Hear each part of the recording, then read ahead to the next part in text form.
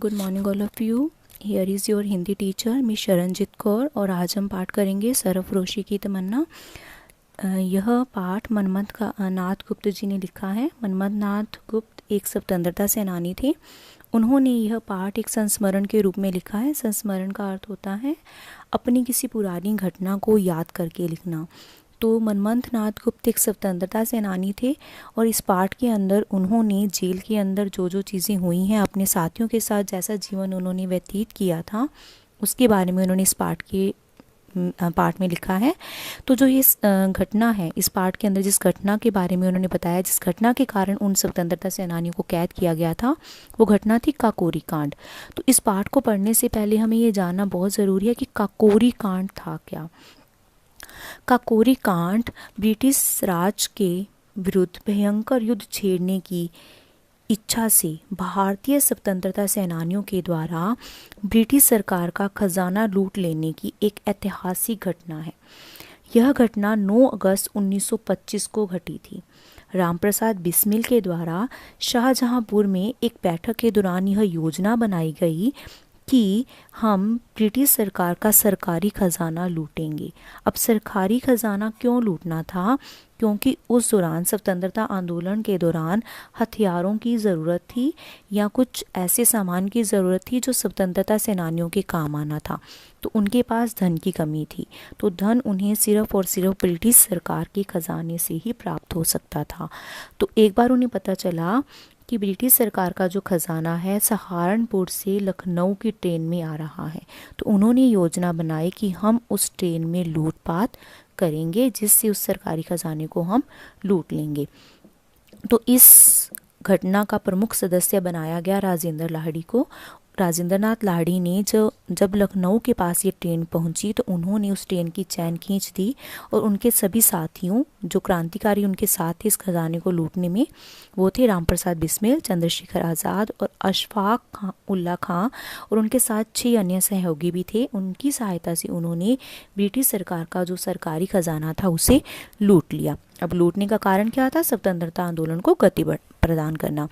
जब उन्हें ये पता चला कि क्रांतिकारियों ने सरकारी खजाना लूट लिया है तो उन्होंने उनकी पार्टी का नाम था हिंदुस्तान रिपब्लिक एसोसिएशन, उनके 40 क्रांतिकारियों के ऊपर ये इल्ज़ाम लगा दिया कि इन्होंने ब्रिटिश सरकार के खिलाफ युद्ध छेड़ा है, यात्रियों की हत्या की है, उसके साथ साथ उन्होंने सरकारी खजाना भी लूटा है। इसके जुर्म में उन 40 क्रांतिकारियों को गिरफ्तार कर लिया गया। उन 40 क्रांतिकारियों के बीच में से 3 क्रांतिकारियों को फांसी की सज़ा सुनाई गई थी, जिसमें थे राजेंद्र लाहिड़ी, बिस्मिल्लाह खां, रोशन सिंह, अशफाक उल्ला खां। इनके बारे में हमें थोड़ा सा डाउट है कि इन्हें फांसी की सज़ा सुनाई गई थी या नहीं, लेकिन राजेंद्र लाहिड़ी, बिस्मिल्लाह खां और रोशन सिंह को फांसी की सज़ा सुना दी गई थी। और बाकी क्रांतिकारी जो बचे थे उन्हें 6 साल के लिए काले पानी की सज़ा सुना दी गई थी और बाद में उन्हें उम्र कैद की सज़ा सुनाई गई थी। अब इस काकोरी कांड के अंदर ही इन चारों जो थे राजेंद्र लाहिड़ी, बिस्मिल्लाह खां, रोशन सिंह और अशफाक उल्ला खां को कैद किया गया और मृत्युदंड की सज़ा सुनाई गई थी। इसी घटना का वर्णन मनमथ नाथ गुप्त जी ने इस पाठ के अंदर किया है। तो जो ये पाठ है ये स्वतंत्रता सेनानियों की मानसिकता को उजागर करता है कि स्वतंत्रता सेनानियों को ये पता होने के बाद भी कि उन्हें फांसी की सज़ा सुना दी जाएगी, उसके बावजूद भी उनके अंदर किसी भी तरह का कोई डर नहीं था। ये पाठ हमें ये सीख देता है कि हमारे अंदर देशभक्ति की भावना होनी चाहिए, इसके साथ साथ हमारे अंदर विषम परिस्थितियों से जूझने की हिम्मत भी होनी चाहिए। चलिए ये पाठ शुरू करते हैं। यह दिन यूं तो दूसरे दिनों जैसा ही था। दूसरे दिनों जैसा अर्थात जैसा आम दिन बीत रहे थे वैसा ही था, पर भारतीय क्रांतिकारियों के इतिहास में एक विशेष दिन था। अब भारतीय क्रांतिकारियों के लिए ये विशेष दिन क्यों था? क्योंकि आज उन्हें फांसी की सज़ा सुनाई जानी थी। अब मरते तो बहुत से लोग हैं, लेकिन देश के लिए शहीद बहुत कम लोग होते हैं। तो भारतीय स्वतंत्रता सेनानियों के लिए ये विशेष दिन इसलिए था क्योंकि वो देश के लिए कुर्बान हो रहे थे। वो मर नहीं रहे थे बल्कि शहीद हो रहे थे। उस दिन सब सुबह सुबह उठ गए कैदी रसोइये ने विशेष खाना बनाया। आमतौर पर जो खाना बनता है उससे अलग कैदी रसोइये ने कुछ विशेष खाना बनाया, क्योंकि उसे भी इस चीज़ का आभास हो चुका था कि ये उन कैदियों का आज आखिरी दिन होगा।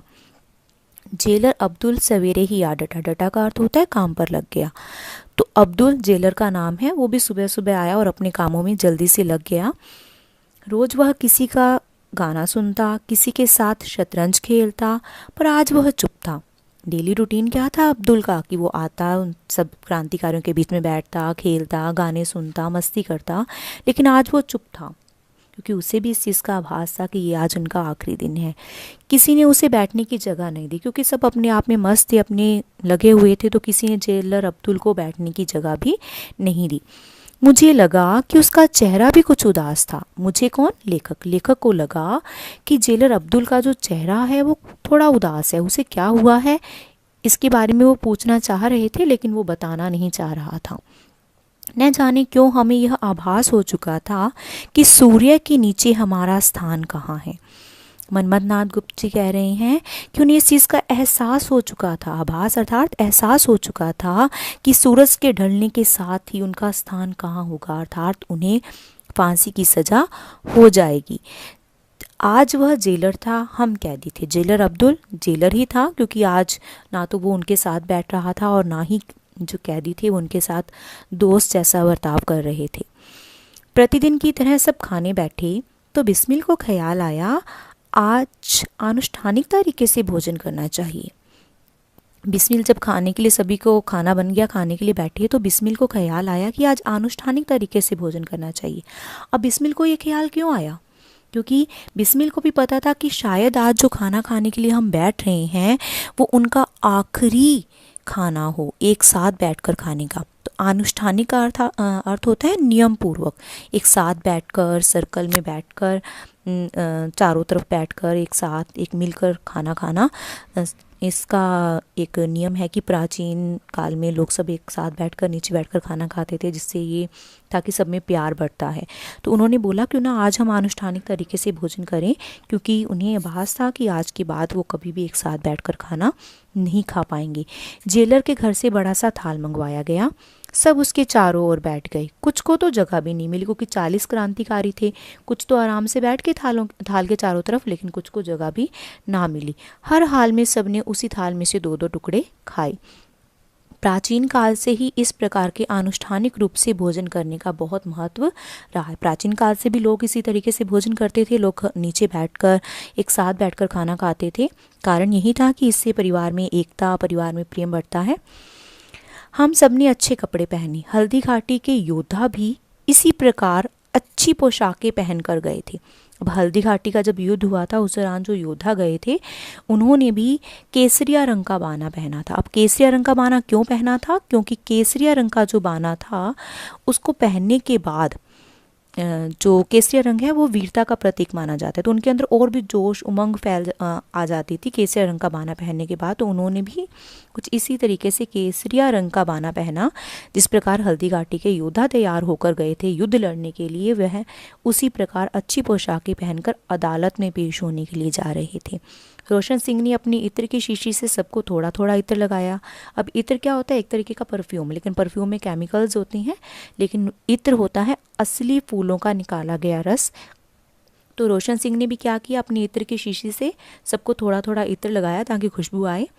अब बेड़ियाँ डलवाने की बारी आई। अब बेड़ियाँ क्या होता है? बेड़ियाँ होता है पैरों में मोटे मोटे जो जंजीरें डाल देना, ताकि जो कैदी है वो कहीं से भाग ना जाए। तो जेलर को हिदायत थी कि हमारी बेड़ियों की कीलों की जांच कर ली जाए। अब जेलर जो थे उसको निर्देश दिया गया था कि जो कैदियों को बेड़ियाँ पहनाई जानी है उनकी कीलें अच्छी से जांच पड़ताल कर ली जाए, कहीं कोई ढीली या कोई कमज़ोर ना हो, जिससे कि वो कैदी भाग ना जाए। मेरी बारी आई तो मैंने अब्दुल से पूछा कि वह इतना भावुक क्यों हो रहा है। जब मनमथ नाथ गुप्त की बारी आई तो उनसे रहा नहीं गया, वो पूछना तो कब से चाह रहे थे। आखिर उन्होंने अब्दुल से पूछ ही लिया कि वो इतना उदास क्यों हो रहा है, इतना भावुक क्यों है, इतना दुखी क्यों है। तो बड़ी मुश्किल से पता चला कि किसी बड़े अधिकारी के कहने पर फांसी के कैदियों वाली 3 कोठरियां साफ करवाई जा रही हैं। अब जब उसने बताया कि किसी बड़े अधिकारी से हमें ये बात पता चली है कि फांसी के लिए कैदियों वाली 3 कोठरियाँ साफ करवाई जा रही हैं, अर्थात कि तुम में से किसी 3 को फांसी की सज़ा सुनाई जानी है। मुझे लगा कोई भी जज अपने फैसले से पहले जेल वालों को खबर क्यों देगा। अब ये बात भी सोचने की है कि मनमथ नाथ गुप्त को ये बात थोड़ी अजीब लगी कि हमें फांसी की सज़ा होनी है, किन 3 को फांसी की सज़ा होनी है, तीनों को ही फांसी की सज़ा होनी है, इसके बारे में जज पहले क्यों बताएगा। इस बात से ये स्पष्ट हो रहा है कि ब्रिटिश सरकार ने पहले से ही ये फैसला कर लिया था कि किन 3 कैदियों को फांसी की सज़ा सुनाई जानी है। लेकिन वो बिल्कुल हताश नहीं हुए, बिल्कुल निराश नहीं हुए, बिल्कुल जोश के साथ, अपनी उसी उमंग के साथ अदालत में जाने के लिए वो बंदूक और पुलिस के बीच एक लॉरी में बैठे। लॉरी होता है एक गाड़ी। बिल्कुल साहस के साथ वो तैयार होकर पुलिस और बंदूकों से घिरे हुए और लॉरी में गाड़ी में जाकर बैठ गए। हमने रोज़ की तरह क्रांतिकारी गीत गाने शुरू कर दिए। जिस प्रकार से वो रोज़ क्रांतिकारी गीत गाते थे उसी प्रकार से उन्होंने क्रांतिकारी गीत गाने शुरू कर दिए। रास्ते में हमने एक ऐसी गाड़ी देखी जिसमें सामान लदा हुआ था। हर सामान पर एक कागज़ चिपका था और उस पर हमारे जज का नाम लिखा था। स्पष्ट था कि हमारा फैसला सुनाकर वे भारत से बाहर छुट्टियां मनाने जाएंगे। जब वो जा रहे थे अदालत में पेश होने के लिए तो रास्ते में उन्हें एक गाड़ी दिखती है जहाँ पर सामान लदा हुआ था। उस सामान पर जज का नाम था और जज की वो गाड़ी थी, जिससे ये स्पष्ट हो रहा था कि वो फैसला यानी कि उन्हें फांसी की सज़ा सुनाकर वो भारत छोड़कर बाहर चला जाएगा। कारण क्या था कि ऐसे गलत फैसले से, क्योंकि चोरी की सज़ा कहीं पर भी फांसी नहीं है, तो उनके ऊपर झूठे इल्ज़ाम लगाए गए थे, तो अन्य भारतीय क्रांतिकारी इसके खिलाफ हो सकते थे, जिसके चलते वो जज को डर था अपनी जान का, तो इसलिए वो फैसला सुनाकर भारत के बाहर जाने वाला था। अदालत के बाहर भारी भीड़ थी।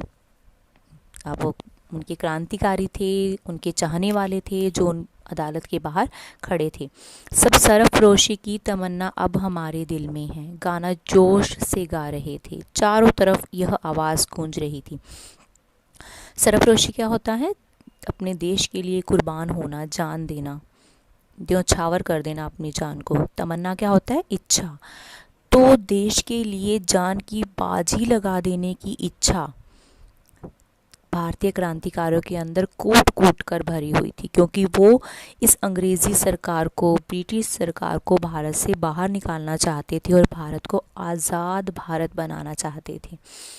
तो सभी लोग बाहर जो थे अंदर ये गा रहे थे, बाहर के दूसरे लोग भी इसी गान को गा रहे थे और चारों तरफ यही आवाज़ गूंज रही थी, सरफरोशी की तमन्ना अब हमारे दिल में है। ये गाना जो है बिस्मिल जी ने लिखा था और इस सब को जो भारतीय क्रांतिकारी थे इन्होंने गाकर बहुत ही ज़्यादा फेमस बना दिया था। सही है, देश के लिए कुर्बान होने की, जान की बाजी लगाने की इच्छा भारतीय क्रांतिकारियों के मन में है, तभी तो जाकर वो भारत देश आज़ाद करवा पाएंगे। जज के आते ही चारों ओर सन्नाटा छा गया। जैसे ही जज ने एंट्री की अदालत के अंदर, चारों तरफ सन्नाटा छा गया। सन्नाटा मतलब शांति छा गई। जज ने कहा षड्यंत्र प्रमाणित हो गया। आते ही जज ने फैसला सुना दिया। षड्यंत्र का अर्थ क्या होता है? जो जुर्म किया था उन्होंने, जो साजिश रची थी या जो भी प्लानिंग की थी। प्रमाणित का अर्थ होता है सिद्ध हो गया। जज ने आते ही अपना फैसला सुनाया कि जो इल्ज़ाम इनके ऊपर लगाए गए थे वो बिल्कुल सिद्ध साबित हुए हैं, बिल्कुल सही हैं। एक एक कर मुझे कौन? मनमथ नाथ गुप्त, भूपेंद्र, जोगेश, गोविंद, मुकंदीलाल आदि को सज़ा सुनाएगी। क्या सज़ा सुनाएगी थी? कल मैंने बताया था कि 6 साल के काले पानी की सज़ा और उसके बाद उम्र कैद की सज़ा इन कैदियों को, इनके साथ जो 40 और साथी थे उनको सुनाएगी। 40 क्यों, जो 37 थे उनको 6 साल के काले पानी की सज़ा और बाकी को उम्र कैद की सज़ा सुना दी गई थी। अंत में सुनाई फांसी की सज़ा। उसके बाद फांसी की सज़ा सुनाई जानी थी। हमारे 3 साथियों को, रामप्रसाद बिस्मिल, राजेंद्र लाहिड़ी और रोशन सिंह, इन तीनों को फांसी की सज़ा सुना दी। अंग्रेज़ी सरकार पहले से निर्णय ले चुकी थी कि किनको फांसी की सज़ा होनी है। इन तीनों को क्यों सुनाएगी? क्योंकि जो काकोरी कांड था उनके प्रमुख यही थे। बिस्मिल जी ने प्लानिंग की थी, राजेंद्र लाहिड़ी जी ने प्रधान थे उसके, जेल में रेल के अंदर जो ब्रिटिश सरकार का ख़जाना लूटना था। तो इन तीनों के खिलाफ ही ज़्यादा कार्यवाही की गई थी, इसलिए इन तीनों को ही फांसी की सज़ा सुनाई गई, ताकि अगर ये तीनों ना रहेंगे तो भारतीय क्रांतिकारी का जो सपना है देश को आज़ाद करवाने का, वो सपना टूट जाएगा। इसलिए वो इन तीनों को ही मारना चाहते थे। उस वक्त राजेंद्र के चेहरे पर वही बाल सुलभ मुस्कान थी।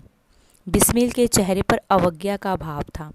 रोशन सिंह ने हंसते हुए हमें ऐसे देखा मानो वे सीधे स्वर्ग चले और हम रह गए, और हम सबकी आंखों में आंसू भरे थे, क्योंकि हम जानते थे कि यही हमारी अंतिम मुलाकात है। तो जब उन्हें फांसी की सज़ा सुनाएगी तो वो घबराई नहीं बिल्कुल भी, बल्कि सबके अलग अलग हाव भाव थे उनके चेहरों पर। राजेंद्र के चेहरे पर बाल सुलभ मुस्कान थी। बाल सुलभ का अर्थ होता है बच्चों सी मुस्कान थी, क्योंकि उन्हें पहले पता था कि क्या होने वाला है, बच्चों की तरह वो हंसने लगे। बिस्मिल के चेहरे पर अवज्ञा का भाव था। उन्हें था कि अगर हम ना रहे तो क्या होगा, और हमें अंग्रेज़ी सरकार के हाथों मरना पड़ेगा, तो इसलिए उनके मन में अवज्ञा का भाव था। अवज्ञा मतलब अनादर का, उनके इस फैसलों के प्रति अनादर का भाव था। रोशन सिंह ने हंसते हुए ऐसे देखा मानो सीधे स्वर्ग चले और हम रह गए। रोशन सिंह को लगा कि मैं तो फांसी लेकर सीधा स्वर्ग चला जाऊंगा और तुम लोग यहीं रह जाओगे, इसलिए वो इस तरीके से हंस रहे थे। दूसरों को जिनको फांसी की सज़ा नहीं सुनाई गई या उनके ऊपर हंस रहे थे वो, लेकिन इसके बावजूद भी सबकी आंखों में आंसू भरे हुए थे। नेचुरली सी बात है कि जब कोई एक दूसरे से अलग होता है, बिछड़ने का दुख जब आता है और पता हो कि इसके बाद हमने इस पर्सन को दोबारा नहीं देखना, तो आंखों में आंसू भर ही आते हैं। वो खुशी के भी थे क्योंकि वो देश के लिए कुर्बान हो रहे थे, क्योंकि मरते तो सभी हैं, लेकिन वो तो देश के लिए जान दे रहे थे, शहीद हो रहे थे, मरने के बाद भी ज़िंदा रहने वाले थे। तो फिर भी उनकी आंखों में थोड़े आंसू थे, थोड़े गम के, थोड़े खुशी के। गम था कि हम दोबारा नहीं मिल पाएंगे, देश के और काम नहीं आ पाएंगे। खुशी थी कि देश के जितने भी काम आए देश के लिए ही आए। और रीज़न क्या था इनके आंसू भरने का? क्योंकि वो जानते थे कि ये उनकी अंतिम मुलाकात है, इसके बाद वो कभी भी एक दूसरे को देख नहीं पाएंगे। धन्यवाद। उम्मीद करती हूँ आपको ये पाठ समझ आया होगा।